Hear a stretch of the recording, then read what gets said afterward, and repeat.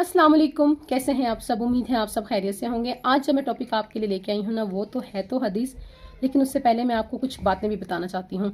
आजकल जो मैं ज़्यादातर देख रही हूँ ना किसी भी प्लेटफॉर्म पे, वहाँ पे या तो हज़रत अली रज़ी अल्लाह ताला अन्हु के हमायती जो हैं और सपोर्टर ज़्यादा हैं, या कहीं पे हज़रत अबू बकर सदीक रज़ी अल्लाह ताला अन्हु के, और कहीं पे हज़रत उमर रज़ी अल्लाह ताला अन्हु के।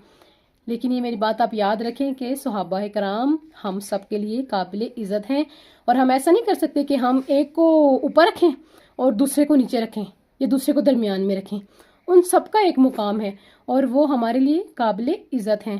और आप ये हदीस सुने, हज़रत अब्दुल्ला बिन उमर रज़ी अल्लाह ताला अन्हु फरमाया करते थे कि हजूर सल्लल्लाहु अलैहि वसल्लम के सहाबा इकराम को बुरा मत कहो, क्योंकि उनके एक लम्हे का अमल करना तुम्हारी जिंदगी भर के अमाल से बेहतर है। रवा इब्ने माजा व इब्ने अबी शैबा।